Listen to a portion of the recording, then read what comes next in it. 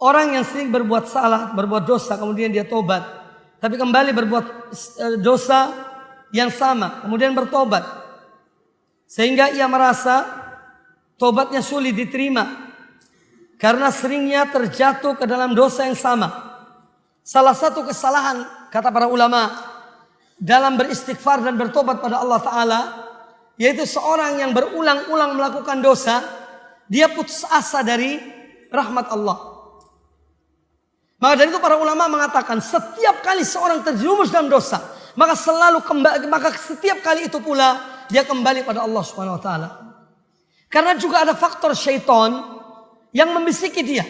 Kamu dulu dosa, terus tobat, terus dosa lagi, terus tobat lagi, terus dosa lagi, terus tobat lagi. Kamu tidak akan diterima oleh Allah. Ya. Karena kamu sudah berulang-ulang berbuat dosa itu. Jadi dijadikan manusia putus asa dari rahmat Allah. Oleh karena itu saya pernah membaca di antara kesalahan-kesalahan dalam taubat, ada ketika seorang sudah bertobat terjerumus kembali ke dalam dosa, dia tidak mau lagi bertobat pada Allah Ta'ala. Karena dia beranggapan bahwa dosa yang dilakukan tadi itu, ya ini sudah kembali. Dan seakan-akan Allah tidak menerima lagi tobatnya. Ini adalah kesalahan. Ya. Jadi intinya setiap kali seorang berbuat dosa, walaupun dosa itu sama, maka setiap kali itu pula dia kembali dan bertobat pada Allah Ta'ala, memperbanyak istighfar, memperbanyak amal soleh. Karena kata Imam Ibnul Qayyim, seorang pelaku dosa itu ada 3 samudra. Yang dan samudra itu membersihkan dia dari dosanya.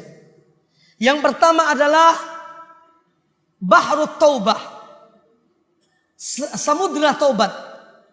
Pintu taubat terbuka bagi hamba yang berdosa. Kapan kesempatan taubat tertutup? Ada 2 hal. Bagi setiap pribadi, batas taubat itu sebelum ruhnya sampai di kerongkongannya. Innallaha yaqbalu taubatal abdi ma lam yugharghir. Sungguhnya Allah menerima taubat seorang hamba selama ruhnya belum sampai di kerongkongannya. Dan secara umum bagi seluruh manusia, taubat diterima oleh Allah Ta'ala selama sebelum matahari terbit dari tempat terbenamnya. Ya. Jadi seorang hamba akan diampuni oleh Allah.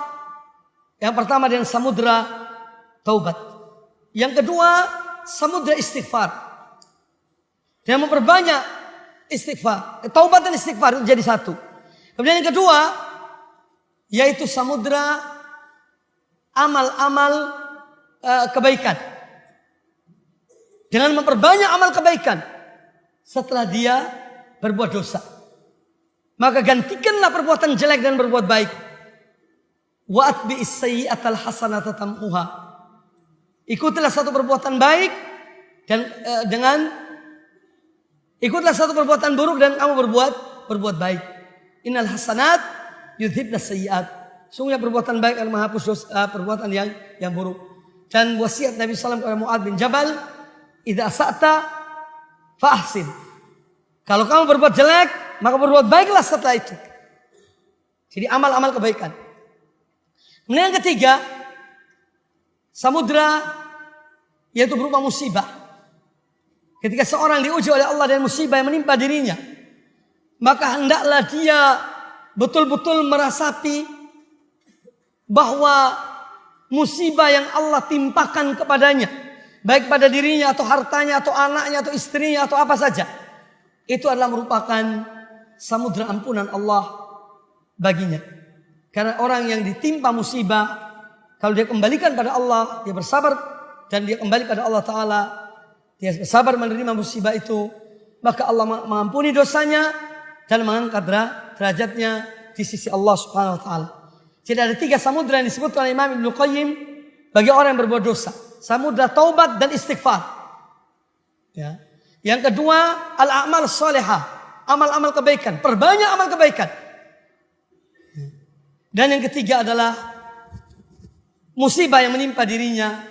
Ini bagian dari pencucian dirinya dari dosa-dosa yang pernah dia lakukan. Maka musibah itu ada hikmahnya. Musibah ada hikmahnya. Mengampuni dosa seorang hamba dan mengangkat derajatnya.